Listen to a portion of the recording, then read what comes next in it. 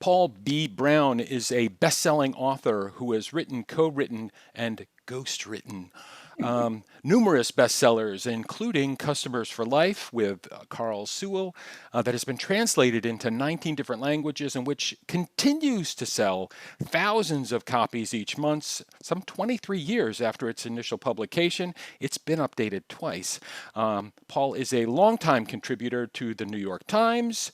He's also a contributing editor to both the Conference Board Review and MIT Sloan Management Review. It seems like he either edits or writes for everybody.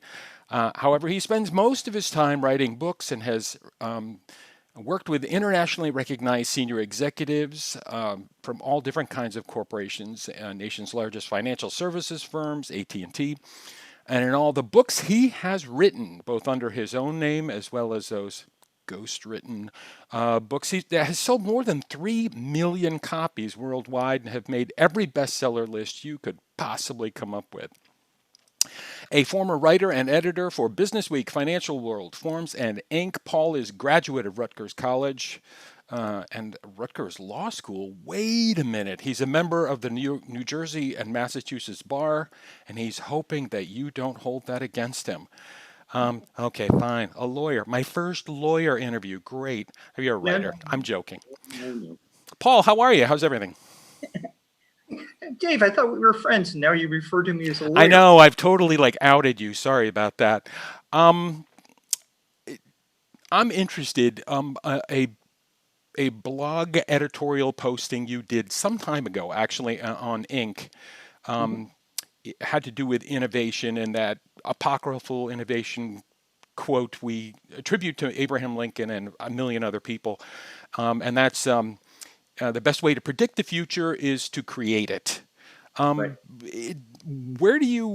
What's your current thinking about that in terms of innovation right now with all the craziness going on, whether it's COVID or the unrest in the streets and stuff like that? Where's your head at with innovation? I believe in that quote more than ever. The problem is if you don't create the future, you have to react to it. And if you're reacting to it, you're not controlling the situation. And that can make you very, very cranky. That if you find yourself in a position where you have to respond to other people and you don't like the other people, you don't like the situation, it doesn't go well. So when I stumbled across that quote a long time ago, I liked it a lot, and I like it even more now. Mm-hmm.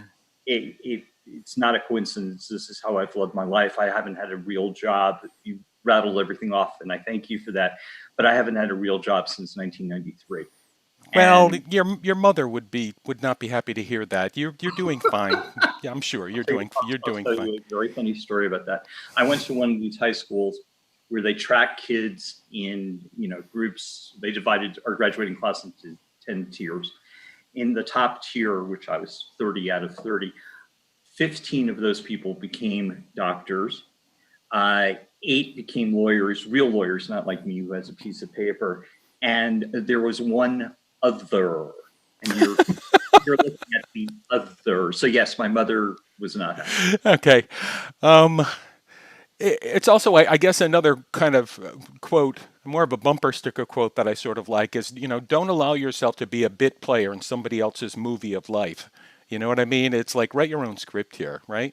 Right. And what fun is that, right? Yeah. I mean, my version of that is I would rather be 9 people's favorite thing than everybody's 9th favorite thing. Exactly. Perfect. Right? Why? Yep. So we're in agreement. Next question is more kind of a lifestyle, work habits type of thing. You're an author. You write like crazy. So work from home, what? That's nothing. This must be like, it's a dream come true for, how there's no change, no difference. But we did have a conversation about sort of the unexpected things that happened when the whole universe went work from home. Do you mind sharing a little bit? No, it's fine. And I'm happy to out various and sundry people in my family. So, as I said, I haven't had a job since 1993. I've been working from home since 1993, back when the kids were little. Kids go off to college, they run lives of their own. My wife runs a business, so she's never home. And so I have the house to myself.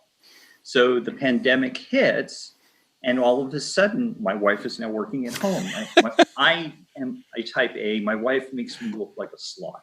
She's a hyper type A. And she's going, we got to do this. We have to do this. Sweetie, just run your company. Right. Then the baby comes home, which is fun. We like the baby. The baby comes home with his girlfriend, which I said, okay, it turns out we like her. They have a dog. And all of a sudden, people are swinging by the house saying, is Nikki home? Well, how about Shafali? And I'm going, but my favorite thing about this is people who haven't worked at home are going, this is so hard. This is what we do. Our oldest works at Google.